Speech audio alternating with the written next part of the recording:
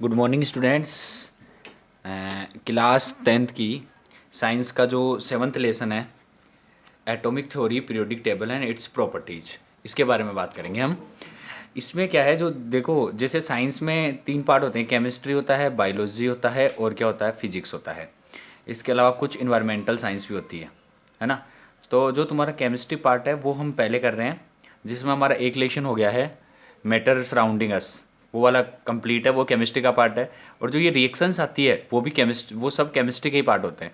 तो उसमें हम आज 7th लेसन स्टार्ट कर रहे हैं, क्योंकि ये बेसिक चीज़ें हैं इसमें कि एटम्स क्या होते हैं, उनको उनकी थ्योरियाँ दी गई है, बहुत सारी एटॉमिक थ्योरीज दी गई है। पीरियोडिक टेबल के बारे में डिस्कस करेंगे कि जो हमारे एलिमेंट्स होते हैं उनको हम कैसे 1 by 1 उनको रख सकते हैं पीरियोडिक टेबल में, और उसकी प्रॉपर्टीज़ देखेंगे।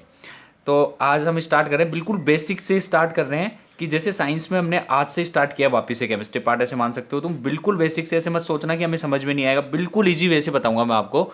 सबसे पहले एटम क्या होते हैं।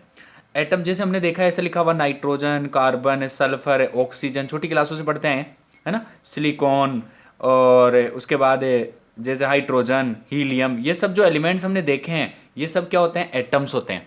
एटम्स एटम्स की अगर हम डेफिनेशन देखें तो क्या होता है, ये किसी भी एलिमेंट का स्मॉलेस्ट पार्ट होता है। मैं नोट्स भी लिखवा रहा हूं, इसमें आप देख के लिख सकते हैं।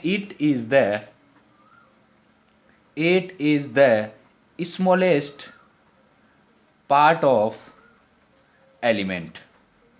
स्मॉलेस्ट पार्ट ऑफ एलिमेंट, यही इसकी डेफिनेशन है। विच कैनॉट डिवाइडेड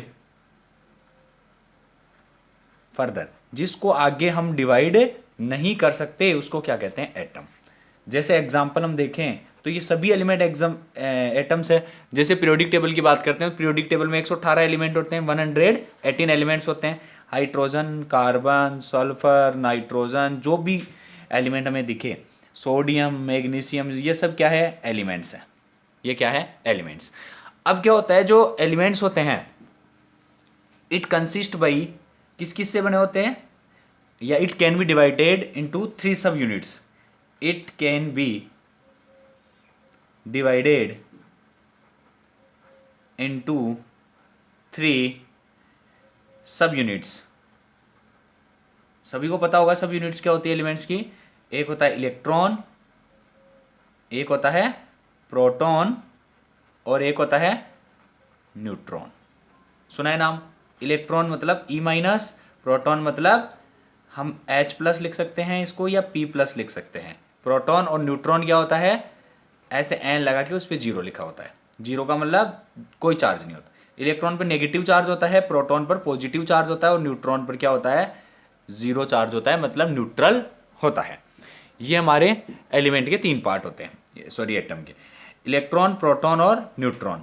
अब हम किसी भी एलिमेंट को लिखा हुआ देखते हैं, जैसे हाइड्रोजन है तो यहाँ 1, यहाँ 1 लिखा हुआ होता है। जैसे कार्बन है, यहाँ 6, यहाँ 12 लिखा होता है। ऑक्सीजन है, यहाँ 8 लिखा होता है, यहाँ क्या लिखा होता है, 16 लिखा होता है।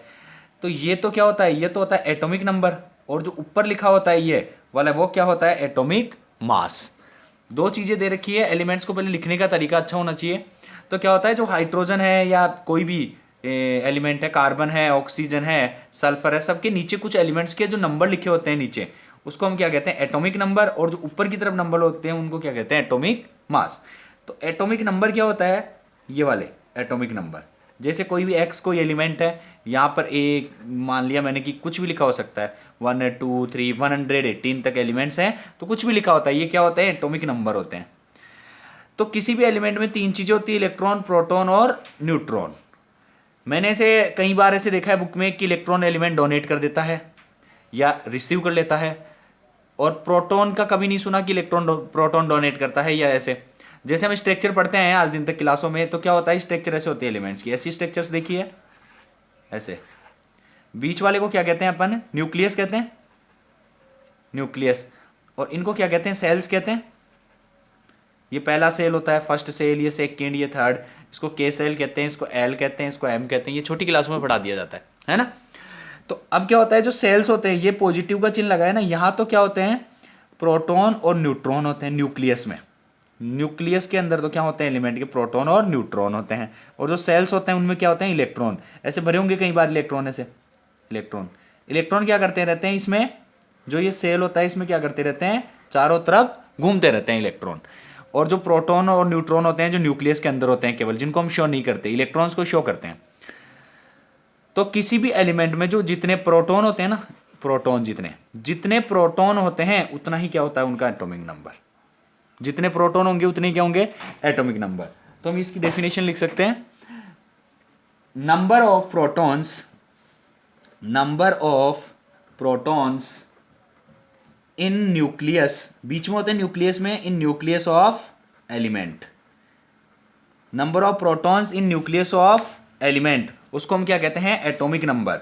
जितने प्रोटॉन होते हैं उसी को क्या कहते हैं, एटॉमिक नंबर कहते हैं। जैसे एग्जांपल की बात करें, हाइड्रोजन, कार्बन, सल्फर, नाइट्रोजन, किसी की भी बात करें तो इसका एक एटॉमिक नंबर इसका कितना है 6 है, इसका कितना है 7 है।